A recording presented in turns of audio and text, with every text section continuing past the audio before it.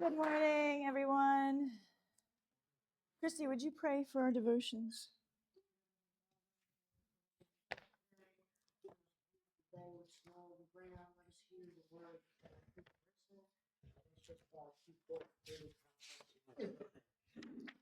All right, so I would like to talk about altars. Shout out to Joshua Selman because he is my inspiration for a lot of things I'm learning. So I find that the best way to learn is by teaching. So I'm going to teach on this. Attempt to. It's going to be about altars. In the realm of the spirit, nothing just happens. Every manifestation is powered by an altar, a system of authorization. And today we're going to explore the mystery of altars, the platforms where humanity meets divinity, where covenants are enacted and where destinies are shaped. If you have a notebook, it'd be a good idea to take notes if you're interested in this. What is an altar? An altar is a meeting point between the physical and the spiritual. It's a platform of interaction, a place where covenants are enacted and sacrifices are offered, and spiritual transactions take place. A system of authorization that gives spirits access to the earth realm. An altar is a place where humanity invites divinity, whether God or demonic spirits. Scriptural foundations. The first mention of an altar is in Genesis chapter 8.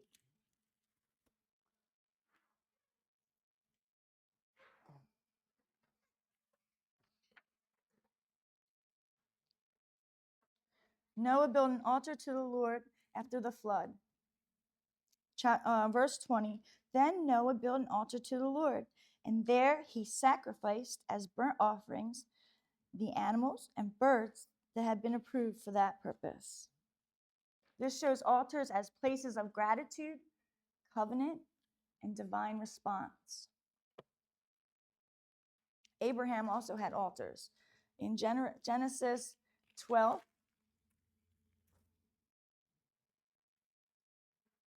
verses 7 and 8.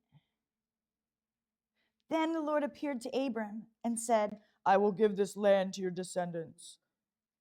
And Abram built an altar there and dedicated it to the Lord, who had appeared to him. After that, Abram traveled south and set up camp in the hill country, with Bethel to the west and Ai to the east. There he built another altar and dedicated it to the Lord, and he worshiped the Lord. Abraham builds altars as he journeys. These altars represent worship, covenant, and divine guidance. In Genesis chapter 28, verses 18 to 22.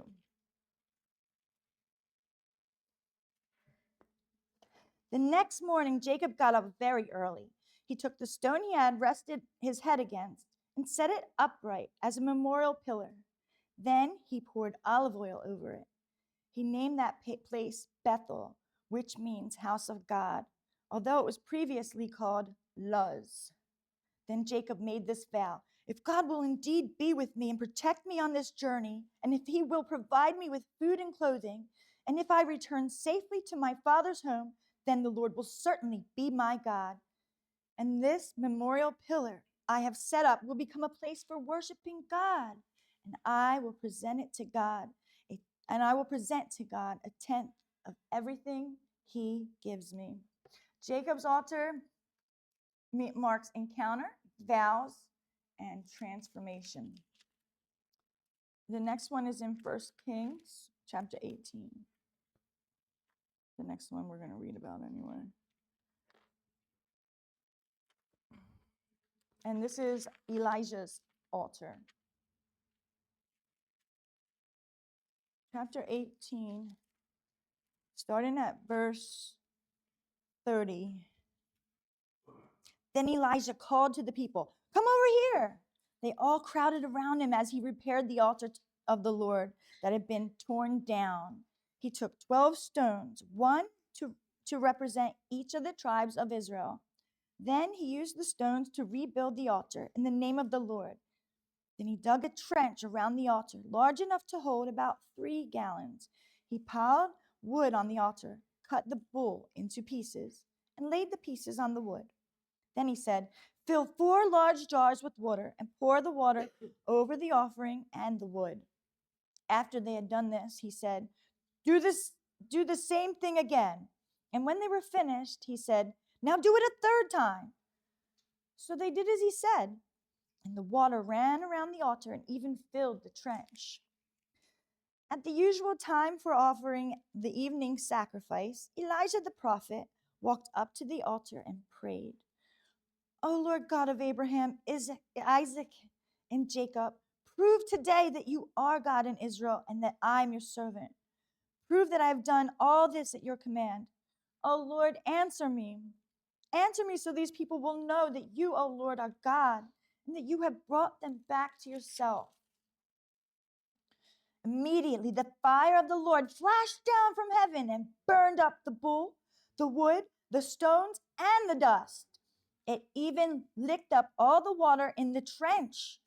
And when all the people saw it, they fell face down on the ground and cried out, "The Lord is God. Yes, the Lord is God." Then Elijah commanded, "Seize all the prophets of Baal. Don't let a single one escape." So the people seized them all, and Elijah took them down to the Kishon Valley and killed them there. Wow. So this altar, so Elijah repairs the broken altar of the Lord, and this altar restores national covenant. It demonstrates God's power and breaks demonic influence. In Romans 12,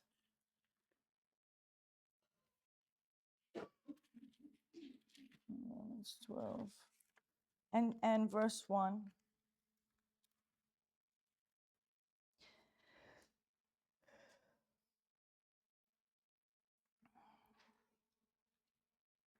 I'm in the wrong chapter. Does somebody want to read it? If not, I beseech you, therefore, brethren, by the mercies of God, that ye present your bodies a living sacrifice, holy, acceptable unto God, which is your reasonable service. so here the believer becomes the altar. Hebrews chapter 13.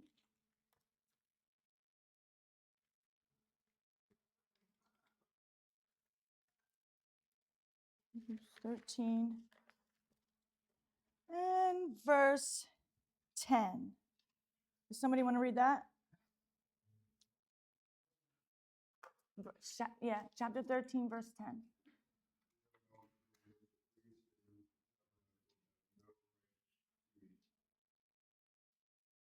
We have an altar. Christ himself is the ultimate altar and sacrifice. Characteristics of altars. Altars require a sacrifice. No altar is complete without sacrifice, and sacrifices may include your time, prayer, worship, obedience, giving, and consecration. I know, just doing this study, I'm preparing for this, I realized that, man, we build altars and we don't even realize it. Just dedicating a specific time and being consistent and dedicating that time to the Lord each day, you're building an altar. And we all do it every day, not even thinking about it. Altars speak. In Genesis 4, chapter 4, verse 10. Altars speak. Does somebody want to, I'll read it. But the Lord said, "What have you done? Listen, your brother's blood cries out to me from the ground." When Cain killed Abel, Cain's blood cried from the ground. Altars have a voice in the spirit realm. Altars sustain covenants. Every covenant, divine or demonic, is maintained by an altar. Altars create atmospheres. Where altars are active, spiritual climates shift. I don't know if you guys ever feel that. the spiritual climate shifting. I feel it. Revival, deliverance, and divine encounters. Altars outlive people. Abraham's altars affected Isaac and Jacob. Altars create generational patterns, good or bad. Types of altars: there are godly altars, which we build to honor God and to invite his presence. And when do we do that? We just did that when we were worshiping the Lord. Examples: Noah, Abraham, Moses, Gideon, and Elijah. And we'll go over that later. Demonic altars are built to invoke demonic spirits. One example is in Judges chapter 6. Judges chapter 6.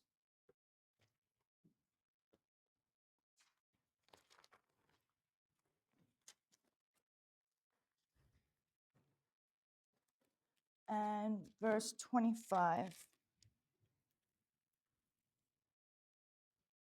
That night, the Lord said to Gideon, "Take the second bull from your father's herd, the one that is 7 years old.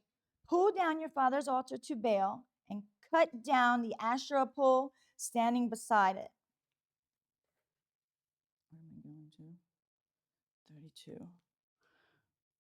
Then build an altar to the Lord your God here on this hilltop sanctuary, laying the stones carefully. Sacrifice the bull as a burnt offering on the altar, using as fuel the wood of the Asherah pole you cut down. So Gideon took 10 of his servants and did as the Lord had commanded. But he did it at night because he was afraid of the other members of his father's household and the people of the town. What am I doing? Gideon destroys his father's Baal altar because it was demonic and he wanted to honor the Lord. In 1 Kings chapter 16,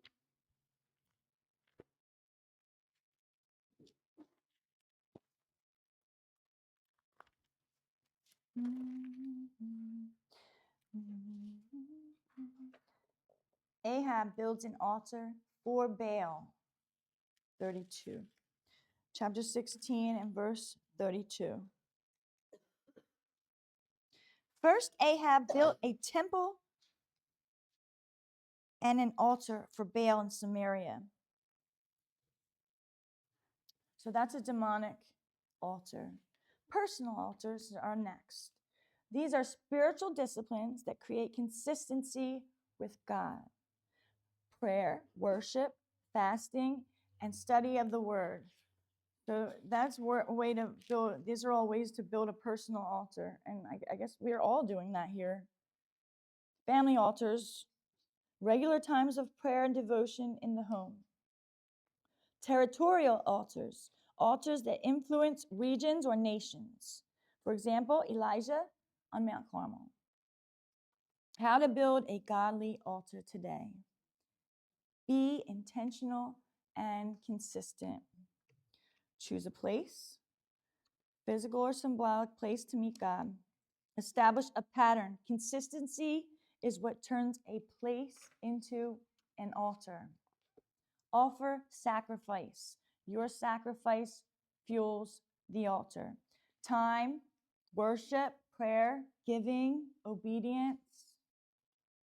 Maintain purity. Altars require consecration. Engage the word. Scripture is the fire that keeps the altar burning. Examples: Noah's altar, representing gratitude and covenant. And it shows that God responds with a promise never to destroy the earth again. With Abraham's altars, journey and guidance. Every major movement in Abraham's life was marked by an altar. Elijah's altar is national deliverance. The fire fell when the altar was repaired. Daniel's prayer life was a personal altar. Though not a physical altar, Daniel's consistency created a spiritual portal. And Jesus, the ultimate altar and sacrifice. The cross is the final altar where sin was defeated. There are spiritual laws behind altars. The law of sacrifice. No altar functions without sacrifice. Every altar, godly or demonic, is powered by sacrifice. Sacrifice is what activates the altar. Psalm 50.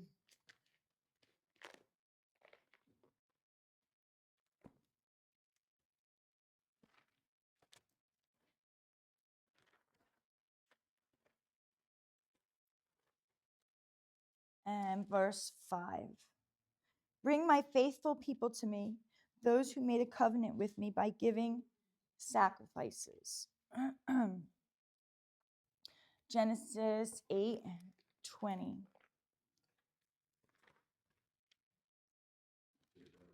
Yeah, 20 and 21.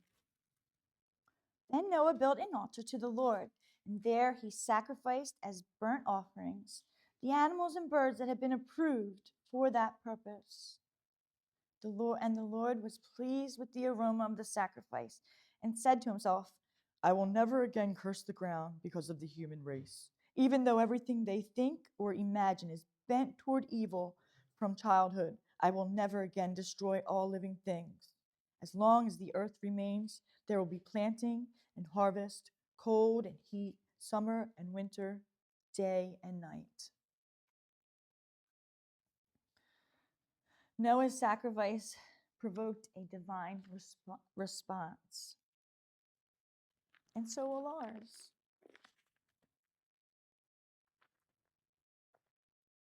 The Lord will honor your sacrifices. 1 Kings chapter 18, verses 33 to 38. I already read this one, yeah. So this one is Elijah's altar. And it shows that Elijah's offer only came alive after sacrifice, because it is a spiritual law. The power of an altar is in the sacrifice that powers it. Sacrifice may be time, prayer, worship, obedience, giving, and consecration. It is a good idea. When you don't feel like it, do it anyway, because that's a sacrifice. The law of consistency. Consistency turns a place into an altar. An altar is not built by a single act, but by repeated encounters. Daniel 6 and verse 10. Daniel chapter 6 and verse 10. But when Daniel learned that the law had been signed, he went home and knelt down as usual in his upstairs room with its windows open toward Jerusalem. He prayed 3 times a day, just as he has always done, giving thanks to God. Daniel prayed 3 times daily. This consistency created a spiritual portal. Genesis chapter 26.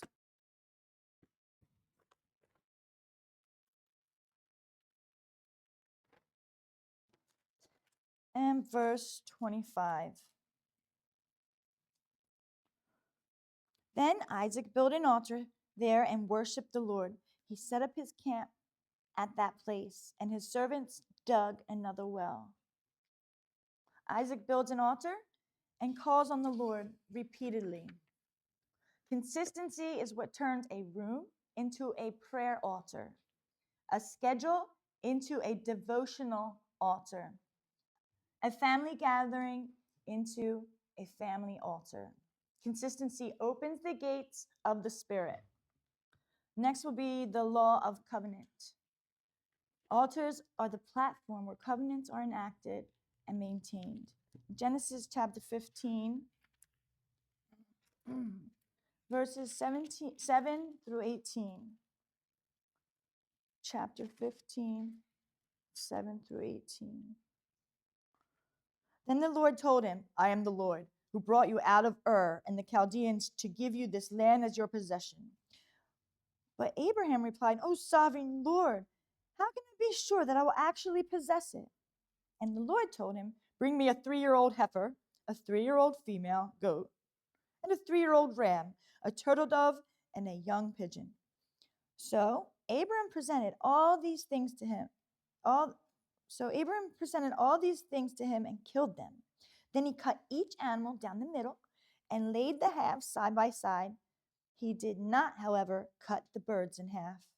Some vultures swooped down to eat the carcasses, but Abram chased them away. As the sun was going down, Abram fell into a deep sleep, and a terrifying darkness came down over him. Then the Lord said to Abram, you can be sure that your descendants will be strangers in a foreign land, where they will be oppressed as slaves for 400 years. But I will punish the nation that enslaves them, and in the end, they will come away with great wealth. As for you, you will die in peace and be buried at a ripe old age. After 4 generations, your descendants will return here to this land, for the sins of the Amorites do not warrant their destruction. After the sun went down and darkness fell, Abram saw a smoking firepot and a flaming torch pass between the halves of the carcasses. So the Lord made a covenant with Abram that day and said, I have given this land to your descendants, all the way from the border of Egypt to the Euphrates River. God makes a covenant with Abram through an altar. Exodus 24, verses 4 through 8. Well, in these ones, Moses builds an altar to seal Israel's covenant with God. Every altar sustains a covenant.